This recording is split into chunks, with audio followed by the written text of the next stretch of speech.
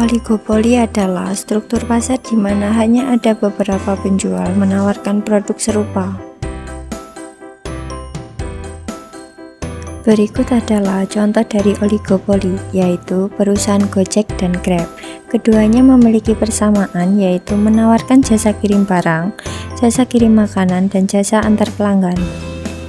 Ciri-ciri oligopoli diantaranya: pertama, hanya terdapat sedikit penjual. Kedua, produk yang dijual bersifat homogen.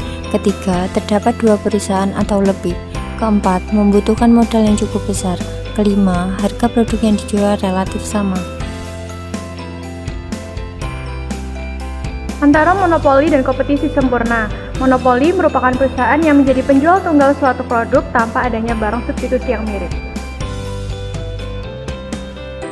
Berikut adalah contoh dari monopoli. Yang pertama adalah PT KAI, menawarkan jasa transportasi darat yaitu kereta api.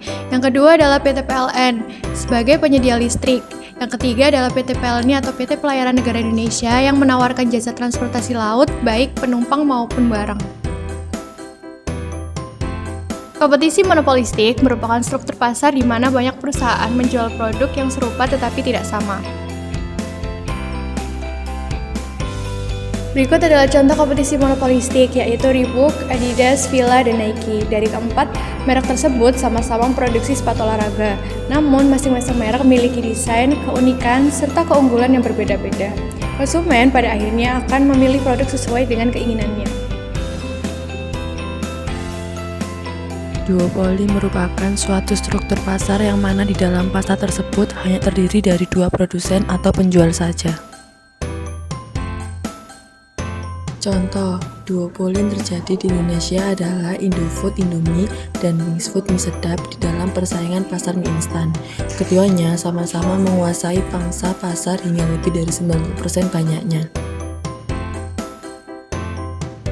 Kartel merupakan kesepakatan di antara perusahaan-perusahaan dalam sebuah pasar tentang jumlah yang akan diproduksi atau harga yang akan ditentukan. Contoh, salah satu praktik kartel di Indonesia adalah kartel pasar motor skuter Matic atau Skutik 110-125 cc yang dilakukan oleh PT Yamaha Indonesia Motor Manufacturing, PT YIMM, dan PT Astra Honda Motor PT AHM. Kedua perusahaan tersebut merupakan raksasa di bidang otomotif yang telah menguasai hampir seluruh Indonesia.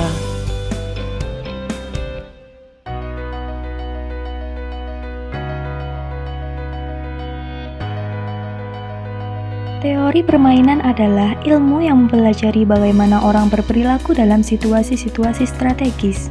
Dilema tahanan merupakan sebuah permainan khusus di antara dua tahanan yang menggambarkan mengapa kerjasama itu sulit dipertahankan, bahkan ketika kerjasama tersebut menguntungkan kedua belah pihak. Studi kasus. KPPU akan selidiki dua kasus terkait Indosat dan Telkomsel.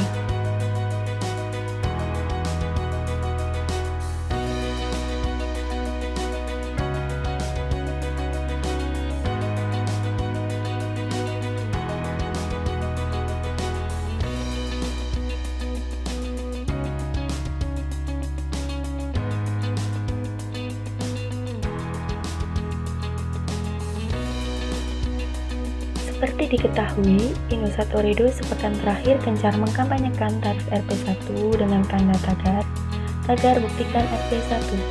Kampanye ini beredar luas di jejaring media sosial. Beberapa di antaranya bahkan tanpa segan memamerkan spanduk yang berisi perbandingan tarif layanan Rp1 dengan penawaran milik Telkomsel. Ada dua hal yang jadi sorotan KPPU terkait kampanye iklan itu. Pertama, soal spanduk sindiran tarif mahal Telkomsel oleh Indosat yang sudah ramai diberitakan media.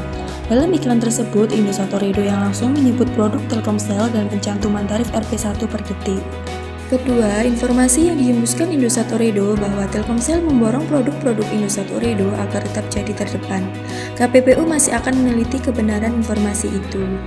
Jika terbukti benar, maka Telkomsel dianggap melanggar seperti yang tertuang di Pasal 19B Undang-Undang Nomor 5 Tahun 1999 tentang larangan praktek monopoli.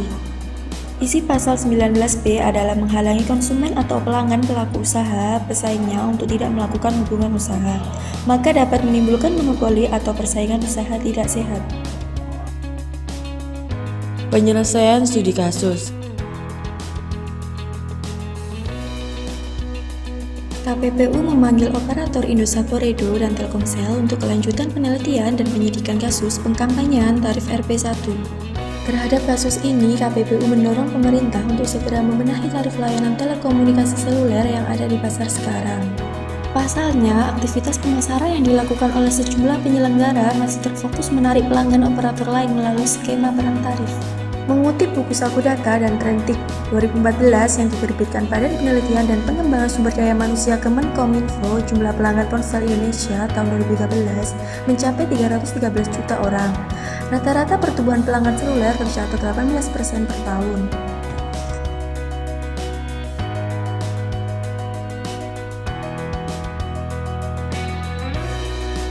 Soal dan aplikasi nomor 6 halaman 350.